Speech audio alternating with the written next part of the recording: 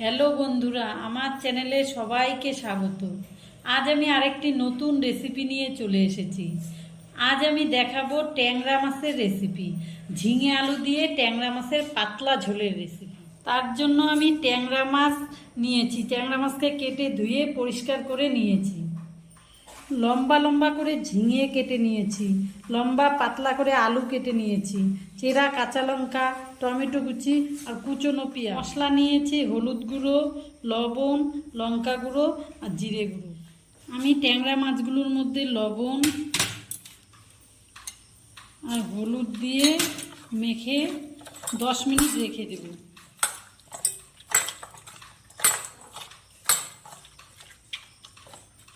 আমি কড়াইতে সর্ষের তেল দিয়ে দিলাম। আমি এর মধ্যে এখন মাছটাকে ভেজে নেব। আমার তেল গরম হয়ে গেছে, এবার মাছগুলোকে ভেজে নেব।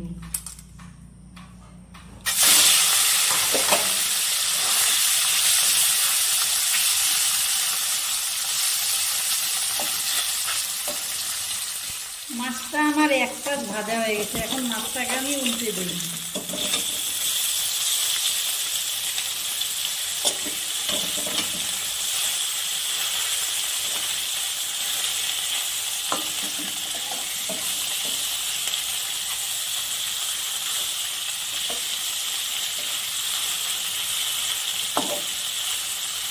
আমি এই পিসটাও ভালো করে কড়া করে এইভাবে ভেজে নিব। মাছগুলো আমার ভাজা হয়ে গেছে, তুলে নিই। লাল করে ভাজা হয়ে গেছে। এইভাবে আমি বাকি মাছগুলো ভেজে নিব। এইভাবে আমি প্রত্যেকটা মাছ ভেজে তুলে নিলাম। সব মাছগুলো আমার ভাজা হয়ে ওই মাছ ভাজা কড়াইয়ের মধ্যেই আমি আবারও সর্ষের তেল দিয়ে দিলাম। আমি তেলের মধ্যে দুটো তেজপাতা, দুটো শুকনো লঙ্কা আর গোটা জিরে ফোড়ন করে নিই।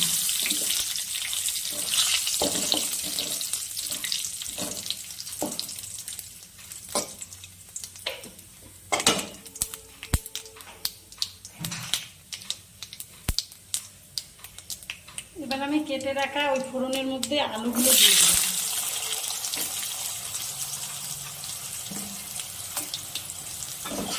আলুগুলো আমি হালকা লাল করে ভেজে নিব।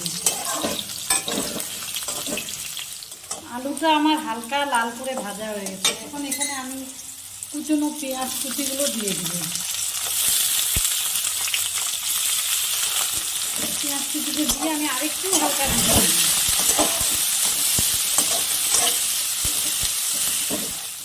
পেঁয়াজটাও আমার হালকা লাল করে ভাজা হয়ে গেছে। এবার আমি এখানে টমেটো কুচিগুলো দিয়ে দেব।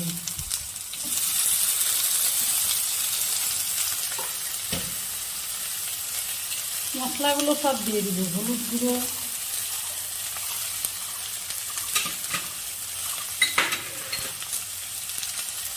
জিরে গুঁড়ো,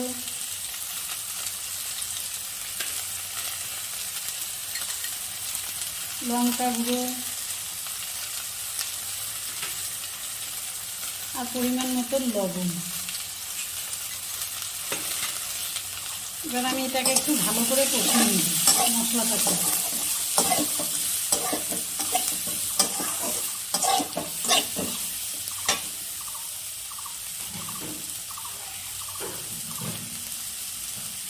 মশলাটার মধ্যে আমি সামান্য জল দিয়ে দিলাম। এটাকে আমি ভালো করে কষিয়ে নেব।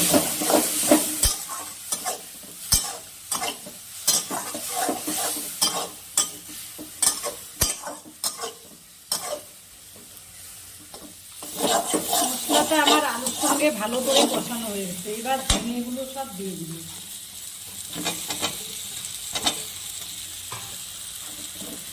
এবার আমি ঝিঙেটাকে আর অল্প মশলার সাথে কষিয়ে নিব।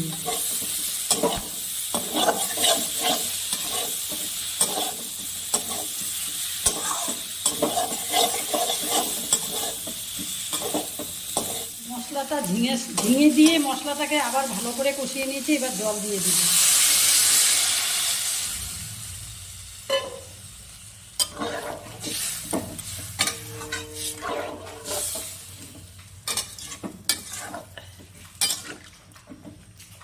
এবার আমি 10 মিনিট এটাকে ঢেকে রাখবো। 10 মিনিট পরে আমি ঢাকনাটা খুলে নেব।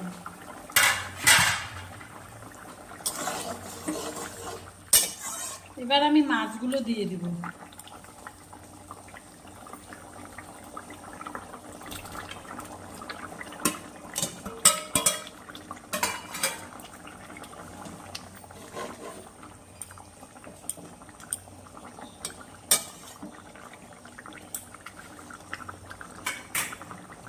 আমি উপর দিয়ে কটা চেরা কাঁচা লঙ্কাও দিয়ে দিলাম। দিয়ে আমি 5 মিনিট আবারও সিদ্ধ করে নেব মাছটাকে।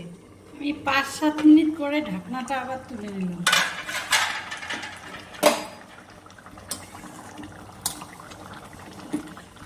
আমার ঝিঙে দিয়ে ট্যাংরা মাছের পাতলা ঝোলটা হয়ে গেছে।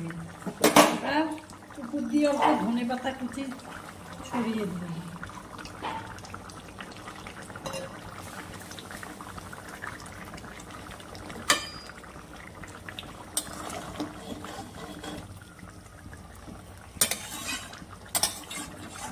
আমার ট্যাংরা মাছের রেসিপিটা রেডি হয়ে গেছে।